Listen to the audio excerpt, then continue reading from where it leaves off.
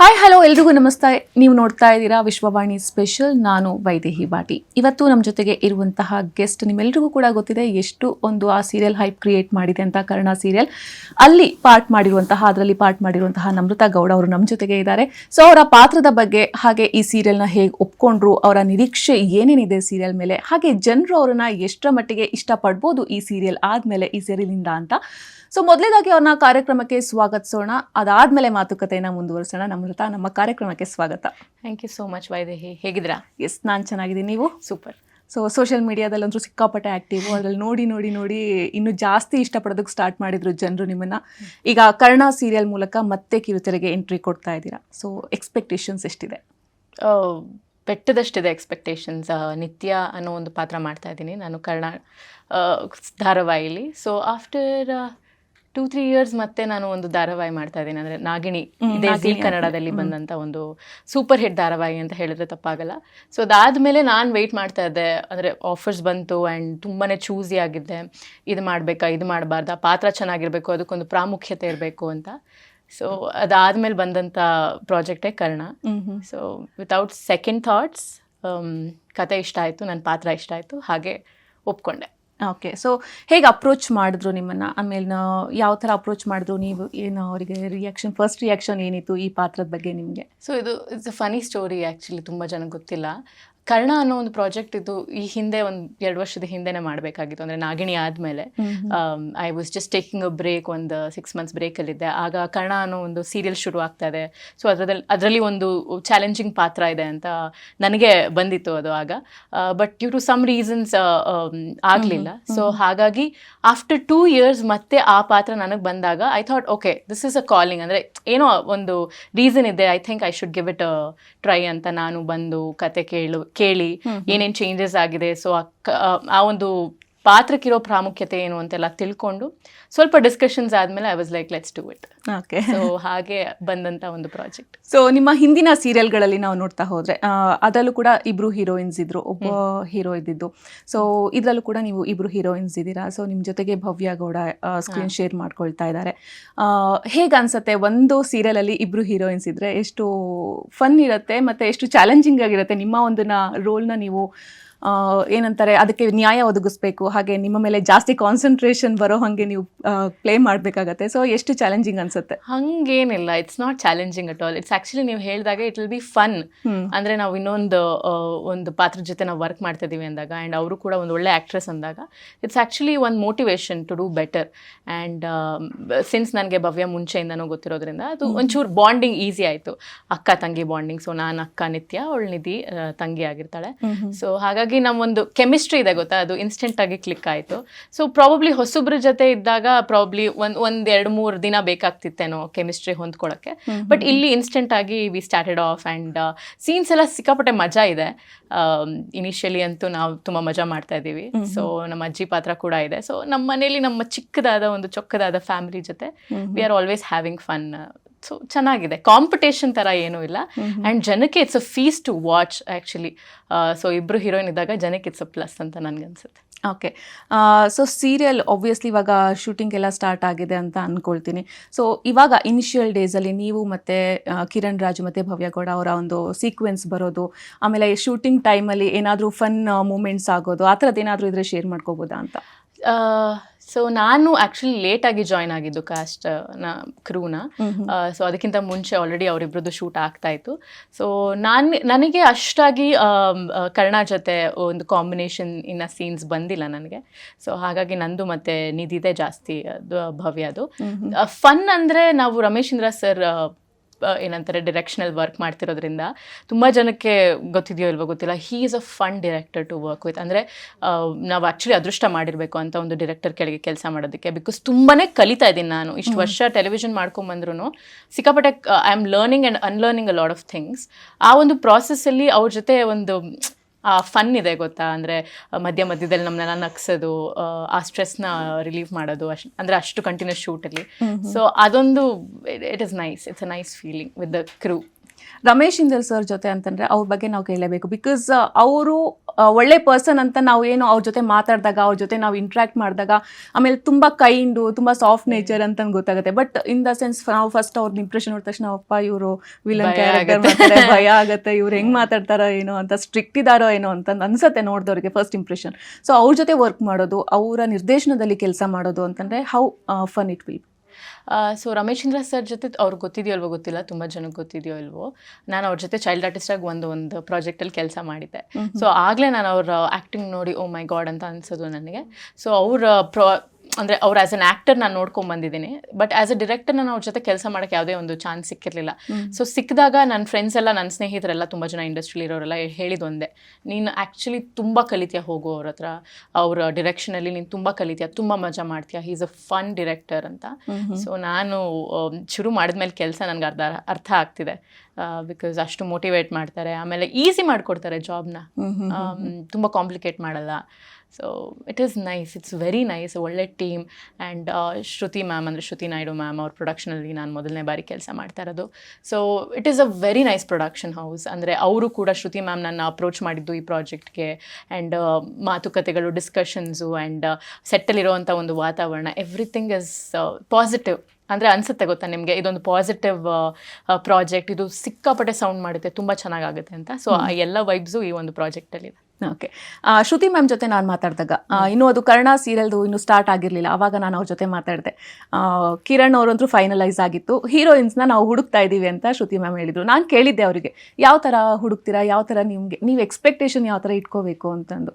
ಅವ್ರು ಫಸ್ಟ್ ಹೇಳಿದ್ದು, ನನಗೆ ಹೀರೋಯಿನ್ಗಳು ಬೇಕು ಅಂತಂದರೆ ಅವ್ರು ಹೆಂಗೆ ಅಪಿಯರ್ ಆಗ್ತಾರೆ ಅನ್ನೋದು ಇಂಪಾರ್ಟೆಂಟ್ ಆಗೋದಿಲ್ಲ, ಅವ್ರ ಕನ್ನಡ ಹೇಗಿರಬೇಕು, ಅವರ ಕನ್ನಡ ಸ್ಪಷ್ಟವಾಗಿರಬೇಕು, ನಾನು ಹಂಗೆ ನೋಡ್ತಾ ಇದ್ದೀನಿ, ಆಮೇಲೆ ಎಕ್ಸ್ಪೀರಿಯನ್ಸ್ ಇರೋರು ಬೇಕು ಅಂತ ಹೇಳಿದರು. ಸೊ ಅವರು ಅಷ್ಟು ಪರ್ಟಿಕ್ಯುಲರ್ ಆಗಿ ಒಂದು ಸ್ಟಾರ್ ಕಾಸ್ಟ್ನ ಏನು ಆಯ್ಕೆ ಮಾಡ್ಕೊಳ್ಳೋದ್ರಲ್ಲಿ, ಅದರಲ್ಲಿ ನಿಮ್ಮನ್ನ ಸೆಲೆಕ್ಟ್ ಮಾಡಿರೋದು ಅಂತಂದರೆ ನೀವು ಎಷ್ಟು ಪ್ರೌಡ್ ಫೀಲ್ ಮಾಡ್ಕೊಳ್ತೀರಾ ಆ ವಿಷಯಕ್ಕೆ ಅಂತ. ನಾನು ಶ್ರುತಿ ಮ್ಯಾಮ್ನ ಮೀಟ್ ಮಾಡಿದಾಗ ಮೊನ್ನೆ ಸೆಟ್ಟಲ್ಲಿ ಹೇಳ್ತಾ ಇದ್ದೆ, ನಿಮ್ಮನ್ನ ನಾನು ಏನಂತಾರೆ ತುಂಬ ಹಿಂದೆ ನೀವು ಸೀರಿಯಲ್ ಮಾಡಬೇಕಾರೆ ನಾನು ತುಂಬ ಅಡೋರ್ ಮಾಡ್ತಾ ಇದ್ದೆ, ನಿಮ್ಮ ಆ್ಯಕ್ಟಿಂಗ್ನ ಕೂತ್ಕೊಂಡು ನೋಡ್ತಾ ಇದ್ದೆ, ಹೇಗೆ ಇವರು ಸಕ್ಕದಾಗಿ ಆ್ಯಕ್ಟಿಂಗ್ ಮಾಡ್ತಾರೆ, ಮತ್ತು ಸ್ಕ್ರೀನ್ ಪ್ರೆಸೆನ್ಸ್ ಆಗಿರ್ಬೋದು ಎಲ್ಲ ಸೂಪರ್ ಆಗಿದೆ. So do you miss acting ಅಂತೆಲ್ಲ ಕೇಳ್ತಾ ಇದ್ದೆ. ನಾನು ಈ ಥರ ಎಲ್ಲ ಕೇಳಬೇಕಾದ್ರೆ ಅವ್ರು ನನಗೆ ತುಂಬಾ ಪೆಪ್ ಟಾಕ್ಸ್ಗಳು ಕೊಟ್ಟರು. ಸೊ ಈಗ ಒಂದು ಹೊಸ ಪ್ರಾಜೆಕ್ಟ್ ಅಂದರೆ, ಈಗ ಎಲ್ಲ ಪ್ರೊಡ್ಯೂಸರ್ಸ್ಗಳಾಗಲಿ, I am not telling particular ಆಗಿ ಒಬ್ಬರು ಅಂತ. ಸೊ ನಾರ್ಮಲ್ ಆಗಿ ಎಲ್ಲರೂ ಹೋಗೋದು ಹೊಸಬ್ರು ತೊಗೊಳ್ಳೋಣ, ಫ್ರೆಶ್ ಫೇಸ್ ತೊಗೊಳ್ಳೋಣ, ನಮಗೆ ನೋಡಿ ಸಾಕಾಗಿದೆ ಇವ್ರನ್ನ ಆ ಸೀರಿಯಲಲ್ಲಿ ಅಂತ. ಬಟ್ ಅವ್ರ ಥಾಟ್ ಇದೆ ಗೊತ್ತಾ, ಅವ್ರ ಥಿಂಕಿಂಗ್ ಪ್ರಾಸೆಸ್ ಇದೆ ಗೊತ್ತಾ, ಇಟ್ಸ್ ವೆರಿ ನೈಸ್ ಆ್ಯಕ್ಚುಲಿ. ಯಾರು ಹಾಗೆಲ್ಲ ಯೋಚನೆ ಮಾಡಿ ಓಕೆ ನಮ್ಮ ಬಜೆಟ್ ಇದ್ರೂ ಆ ಬಜೆಟ್ ಮೀರಿ ಹೋಗ್ತೀವಿ ನಾವು, ಎಕ್ಸ್ಪೀರಿಯನ್ಸ್ಡೇ ಬೇಕು, ನಮಗೆ ಇಂಥವರೇ ಬೇಕು ಅಂತ ಕಾಂಪ್ರಮೈಸ್ ಆಗದೆ ಒಬ್ರನ್ನ ಚೂಸ್ ಮಾಡ್ತಾರೆ ಅಂದರೆ, and I think it's only Har. So she is a very strong lady and very inspiring ಅಂತ ನಂಗೆ ಅನ್ಸುತ್ತೆ. ಓಕೆ. ಸೊ ಅವ್ರು ಕೆಳಗಡೆ ಕೆಲಸ ಮಾಡೋದು ಆಬ್ವಿಯಸ್ಲಿ ಇವಾಗ ಒಬ್ಬ ಲೇಡಿ ಪ್ರೊಡ್ಯೂಸರ್ ಆಗಿದ್ದಾರೆ ನಮಗೆ ಅಂತಂದಾಗ ಒಂದೆಲ್ಲೋ ಒಂದು ಕಡೆ ಪವರ್, ವುಮನ್ ಪವರ್ ಅನ್ನೋದು ನಮಗೆ ಕಾಣಿಸುತ್ತೆ. ಸೊ ಎಷ್ಟು ಒಳ್ಳೆ ಫೀಲ್ ಆಗುತ್ತೆ ಒಬ್ಬ ಲೇಡಿ ಕೆಳಗೆ ಕೆಲಸ ಮಾಡೋದು as a producer. Shruti ma'am ಕೂಡ ವೆರಿ ಇನ್ಸ್ಪೈರಿಂಗ್, ಅದನ್ನೇ ಹೇಳಿದ್ದು, she is very strong, very independent. And thankfully ನನ್ನ ಪಾತ್ರ ಇದೆ ಗೊತ್ತಾ, ನಿತ್ಯ ಅನ್ನೋ ಪಾತ್ರ, ಅದು ಕೂಡ ಅಷ್ಟೇ ಸ್ಟ್ರಾಂಗ್, ಇಂಡಿಪೆಂಡೆಂಟ್, ಪ್ರಾಕ್ಟಿಕಲ್ ಹುಡುಗಿ. ಅಂದರೆ ಯಾವುದೇ ರೀತಿ ಎಮೋಷನ್ಸ್ಗೆ, ಅಂದರೆ ಎಮೋಷನ್ಸ್ ಇರುತ್ತೆ ಅವಳಲ್ಲಿ, ಬಟ್ ಅದಕ್ಕೆಲ್ಲ ಅಷ್ಟು ಪ್ರಾಮುಖ್ಯತೆ ಕೊಡದೆ, ಅವಳು ಯಾವ ಎಮೋಷನ್ಸ್ಗೂ ಒಳಗಾಗದೆ ಅವಳ ಲೈಫನ್ನ ಅವಳು ಹೇಗೆ ಕಟ್ಕೋಬೇಕು ಅಂತ ನೋಡ್ತಾ ಇರ್ತಾಳೆ. Not selfish but very practical. ನಂದಿಷ್ಟು ಈ ಥರ ಆಗಬೇಕು ನನಗೆ ಅಷ್ಟೇ ಅಂತ. ಸೊ ಆ ಒಂದು ಸ್ಟ್ರಾಂಗ್ ಲೇಡಿ ಪಾತ್ರನ ನಾನು ಈ ಒಂದು ಸೀರಿಯಲಲ್ಲಿ ಮಾಡ್ತಾ ಇದ್ದೀನಿ. ಸೊ ಹಾಗೆ ಸೊ ಕನೆಕ್ಟ್ ಆಗುತ್ತೆ. ಓಕೆ. ಒಂದು ಸೀರಿಯಲಲ್ಲಿ ಇವಾಗ ಪ್ರೋಮೋನೇ ಸಿಕ್ಕಾಪಟ್ಟೆ ವೈರಲ್ ಆಗಿರೋದು, ಮಿಲಿಯನ್ ಗಟ್ಟಲೆ ಓಡಿದೆ ಪ್ರೋಮೋ, ಮತ್ತು ಸೆಟ್ಗಳು ಕೂಡ ನಾವೇನು ಸಿನಿಮಾದಲ್ಲಿ ನೋಡ್ತಿರ್ತೀವಲ್ಲ ಆ ಥರ ಸೆಟ್ಟು, ಸಾಂಗ್ಸ್ಗಳು ಎಲ್ಲ ಒಂಥರ ಒಂದು ಸಿನಿಮಾದಲ್ಲಿ ಏನೇನು ಪ್ಯಾಕೇಜಸ್ ಬರುತ್ತಲ್ಲ ಆ ಥರ ಒಂದು ಪ್ಯಾಕೇಜ್ನ ನಾವು ಕನ್ನಡ ಸೀರಿಯಲ್ ನೋಡ್ಬೋದು ಅಂತ ಜನರು ಒಂದು ಪ್ರೋಮೋ ನೋಡ್ಬಿಟ್ಟು ಎಕ್ಸ್ಪೆಕ್ಟ್ ಮಾಡ್ತಾ ಇರೋದು. ಸೊ ಆ ಎಕ್ಸ್ಪೆಕ್ಟೇಷನ್ ಮೀರಿ ಹೋಗುತ್ತಾ ಈ ಸೀರಿಯಲ್ಲು, ಅಥವಾ ಅವ್ರ ಎಕ್ಸ್ಪೆಕ್ಟೇಷನ್ ಅಷ್ಟು ಕರೆಕ್ಟ್ ಆಗಿದೆ, ಇಷ್ಟು ಲಿಮಿಟೆಡ್ ಆಗಿರುತ್ತೆ ಅಂತ ಅನ್ಸುತ್ತಾ? ನಾನು ಈ ಪ್ರೋಮೋ ರಿಲೀಸ್ ಆದಾಗ ಹೋದಾಗ ನಾನು ಕೂಡ ಇದಕ್ಕಿನ್ನ ಸೈನ್ ಮಾಡಿರಲಿಲ್ಲ, ಅಂದರೆ I was not in officially in Karna ಅವಾಗ. ಸೊ ನಾನೇ ಒಂದು ಸೆಕೆಂಡ್ ಪ್ರೋಮೋ ನೋಡಿದಾಗ oh my god it's actually good. So there obviously ನಿಮ್ಗೆ ಗೊತ್ತಿರುತ್ತೆ ಜೀ ಕರ್ಣ ಅಂದರೆ ಎಲ್ಲ ಓವರ್ ಡೆಲಿವರ್ ಮಾಡ್ತಾರೆ ಯಾವಾಗ್ಲೂ. ಸೊ ಅವ್ರು ಇದಕ್ಕೆ ಅಂತ ಒಂದು ಬೌಂಡ್ರಿ ಹಾಕೊಂಡು ಒಂದು ಚೌಕಟ್ಟಲ್ಲಿ ದೇ ವೋಂಟ್ ಯಾವುದನ್ನು ಡೆಲಿವರ್ ಮಾಡೋದಿಲ್ಲ. ಸೊ ಎಲ್ಲನೂ ನೆಕ್ಸ್ಟ್ ಲೆವೆಲ್ ಮಾಡೋಣ. ಸೊ ಆಗ ನಾನು ಜಾಯ್ನ್ ಆದಾಗ ಟೀಮ್ನ ಅವಾಗ ಗೊತ್ತಾಯಿತು, okay this is a extraordinary project and I am actually lucky to be associated ಇಂಥ ಒಂದು ಪ್ರಾಜೆಕ್ಟಲ್ಲಿ ಅಂತ. ಸೊ ಯಾರಿಗೇ ಆದರೂ ಒಂದು ಕನಸಿರುತ್ತೆ ಇಂಥ ಒಂದು ಒಳ್ಳೆ ಪ್ರಾಜೆಕ್ಟಲ್ಲಿ, ಒಂದು ಮ್ಯಾಸಿವ್ ಹ್ಯೂಮಂಗಸ್ ಪ್ರಾಜೆಕ್ಟಲ್ಲಿ ಪಾತ್ರ ಮಾಡಬೇಕು ಅಂತ. ಸೊ ಅದೊಂದು ಕನಸು ನನಸಾಗಿದೆ ಅಂತ ಅನಿಸುತ್ತೆ. ಆ್ಯಂಡ್ ಎಸ್, ಜನ ಏನು ಎಕ್ಸ್ಪೆಕ್ಟ್ ಮಾಡ್ತಾರೋ ಅದಕ್ಕೂ ಮೀರಿ ಓವರ್ ಡೆಲಿವರ್ ನಾವು ಮಾಡ್ತೀವಿ ಅನ್ನೋ ಒಂದು ಕಾನ್ಫಿಡೆನ್ಸ್ ಇದೆ. ಕರ್ಣ ಟೀಮ್ ಆಗಲಿ, ನಾವಾಗಲಿ, ಆರ್ಟಿಸ್ಟ್ಗಳಾಗಲಿ, ಚಾನೆಲ್ ಆಗಲಿ. So we all have huge expectations on this. Okay, so ನೀವು ಆವಾಗಲೇ ಹೇಳಿದ್ರಿ ನಿಮ್ಮ ಕ್ಯಾರೆಕ್ಟರ್ ಬಗ್ಗೆ ಸ್ಟ್ರಾಂಗು, ಇಂಡಿಪೆಂಡೆಂಟು ಮತ್ತು ಸೆಲ್ಫ್ ಲವ್ ಅಂತಂದು. ಸೊ ನಿಮ್ಮ ಹಳೆ ಪ್ರಾಜೆಕ್ಟ್ಗಳಿಗೆ ಹೋಲಿಸಿದ್ರೆ ಈ ಒಂದು ಪಾತ್ರ ಎಷ್ಟು ವಿಭಿನ್ನ ಇದೆ, ಆಮೇಲೆ ಇದ್ರ ಮೇಲೆ ಎಷ್ಟು ನೀವು ಕೆಲಸ ಮಾಡಬೇಕಾಗಿ ಬಂತು ಅಂತ? ಸೊ ನಾನು ಇದಕ್ಕಿಂತ ಹಿಂದೆ ಮಾಡಿದ್ದು ನಾಗಿಣಿ 2 ಇದೆ ಜೀ ಕನ್ನಡದಲ್ಲಿ. ಅದು it's a female oriented project and fantasy based. So ಅಲ್ಲಿ ನಮ್ಮ ರಿಯಾಲಿಟಿಗೆ ತುಂಬ ಹತ್ತಿರ ಆಗಿರಲ್ಲ ನಮ್ಮ ಸೀನ್ಸ್ ಆಗಿರ್ಬೋದು. ಸೊ ಆಗ ನಾನು ತುಂಬಾ ಒಂದು ಅಳವಡಿಸ್ಕೊಂಡ್ಬಿಟ್ಟಿದೆ. ಅಂದರೆ ಈಗ ನನಗೆ ಸಿಟ್ಟು ಮಾಡಬೇಕು ಅಂದರೆ ಕಣ್ಣನ್ನು ದೊಡ್ಡದಾಗಿ ಬಿಟ್ಕೊಂಡು ಅದೆಲ್ಲ ಒಂಥರ ಏನಂತಾರೆ ಮಸಲ್ ಮೆಮೊರಿ ಆಗಿಬಿಟ್ಟಿರುತ್ತೆ ನಿಮಗೆ. ಸೊ ಇಲ್ಲಿಗೆ ಬಂದಾಗ it is an easy flow role. ಅಂದರೆ ಆರ್ಡಿನರಿ ಗರ್ಲ್ ನೆಕ್ಸ್ಟ್ ಡೋರ್ ಅಂತಾರೆ ಗೊತ್ತಾ, ಆ ಥರ ಒಂದು ಪಾತ್ರ. ಸೊ ಅದಕ್ಕೆ ನಾನು ಅಂಡರ್ ಪ್ಲೇ ಮಾಡಬೇಕಾಗಿತ್ತು. ಅಂದರೆ ನಾವೇನು ಎಕ್ಸಾಜುರೇಟ್ ಮಾಡ್ತೀವಿ ನನ್ನ ನಾಗಿಣಿ ಸೀರಿಯಲಲ್ಲಿ, ಸೊ ಇಲ್ಲೆಲ್ಲ ಅಂಡರ್ ಪ್ಲೇ ಮಾಡಬೇಕಾಗಿತ್ತು, ಸಟಲ್ ಆಗಿ ಮಾಡಬೇಕಾಗಿತ್ತು. ಸೊ ಅದೊಂದು ನಾನು ಇವಾಗ ಅಳವಡಿಸ್ಕೊತಾ ಇದ್ದೀನಿ ಆ್ಯಂಡ್ ಕ್ಯಾರೆಕ್ಟರ್ನ ಕೂರಿಸ್ಕೊತಾ ಇದ್ದೀನಿ. ಸೊ ನಿತ್ಯ ಆಗಿ ಬದಲಾಗ್ತಾ ಇದ್ದೀನಿ. ಸೊ ಶಿವಾನಿ ಆಗಿದ್ದವಳು ಈಗ ನಿತ್ಯ ಆಗಿ ಬದಲಾಗ್ತಾ ಇದ್ದೀನಿ ಆಫ್ಟರ್ ಅ ಲಾಂಗ್ ಗ್ಯಾಪ್ ಅಲ್ಲ. ಸೊ ಇಟ್ಸ್ ಚಾಲೆಂಜಿಂಗ್ ಅನ್ನಲ್ಲ, but it's a nice process. ನನಗೆ ಮಜಾ ಬರ್ತದೆ. ಸೊ ನಿಮ್ಮ ರಿಯಲ್ ಲೈಫ್ಗೂ ಮತ್ತು ಈ ಕ್ಯಾರೆಕ್ಟರ್ಗೂ ಏನಾದರೂ ಸಾಮ್ಯತೆ ಇದೆಯಾ? ಲಾಟ್ ಆಫ್ ಅಂದರೆ ಪರ್ಸ್ನಲಿ ನನಗೆ ಗೊತ್ತಿರೋರಿಗೆ ಕನೆಕ್ಟ್ ಆಗ್ತಾರೆ ಅಂತ ಅನಿಸುತ್ತೆ. ನಿತ್ಯಾಗೂ ನಮ್ರತಾಗೂ ತುಂಬಾ ಏನಂತಾರೆ ಸಿಮಿಲಾರಿಟೀಸ್ ಇದೆ.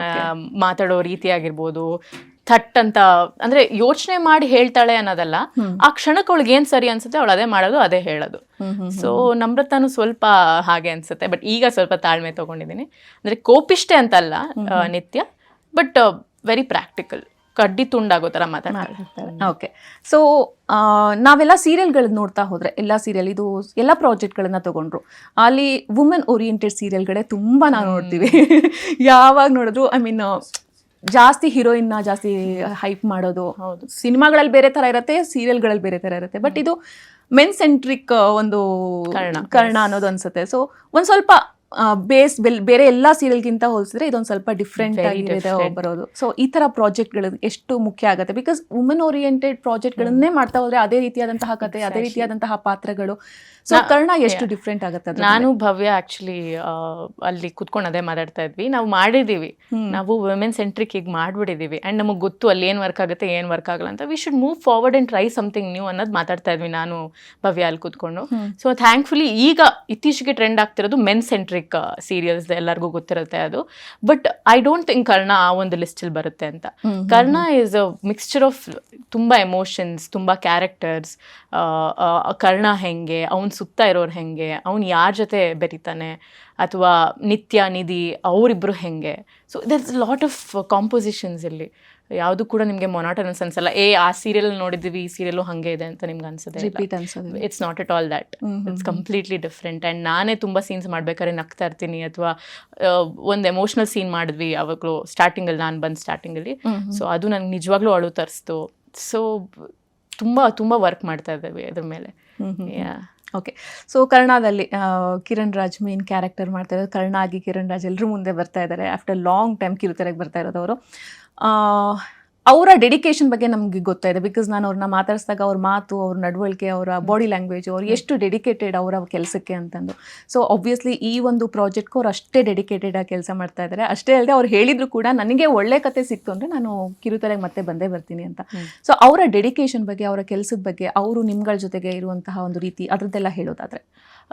To be honest with you, ನಾನು ಆ್ಯಕ್ಚುಲಿ ಅವ್ರ ಜೊತೆ ಮುಂಚೆ ವರ್ಕ್ ಮಾಡಿಲ್ಲ ಆ್ಯಂಡ್ ಅಷ್ಟಾಗಿ ನಾನು ಅವ್ರಿಗೆ ಬೆರ್ತಿಲ್ಲ.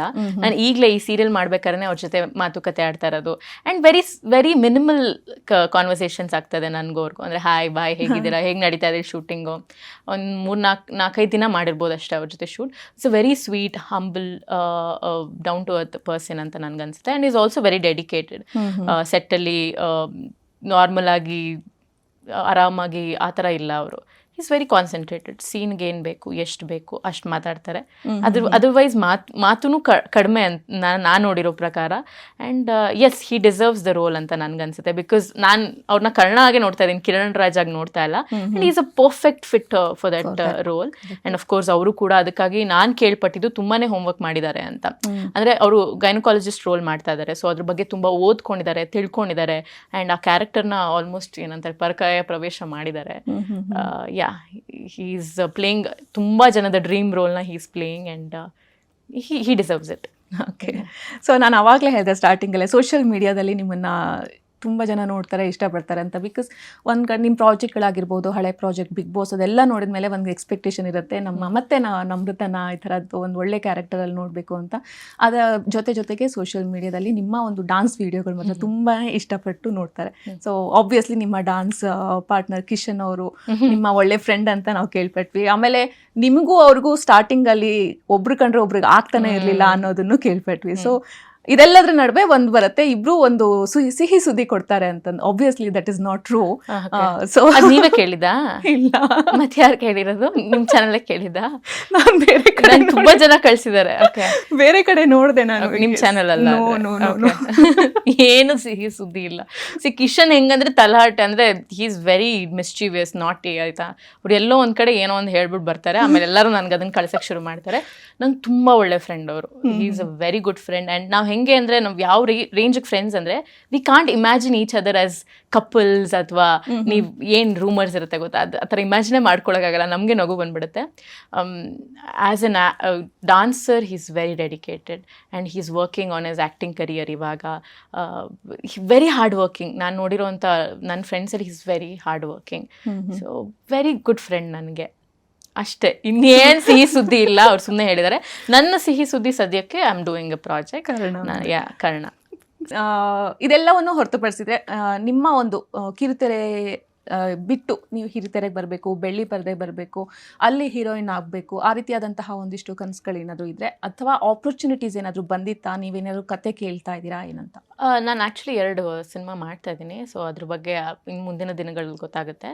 ಅಂದರೆ ನನಗೆ ಈ ಥರದ್ದೇ ಒಂದು ಪರ್ಟಿಕ್ಯುಲರ್ ಪಾತ್ರ ಮಾಡಬೇಕು ಅನ್ನೋದು, ಆ ಥರದ್ದು ಒಂದು ಮೈಂಡ್ ಸೆಟ್ ಇಲ್ಲ. ನನಗೆ ಒಂದು ಒಳ್ಳೆ ಪಾತ್ರ ಮಾಡಬೇಕು ವಿಚ್ ಪೀಪಲ್ ವಿಲ್ ನೆನ್ಪಿಟ್ಕೋತಾರೆ.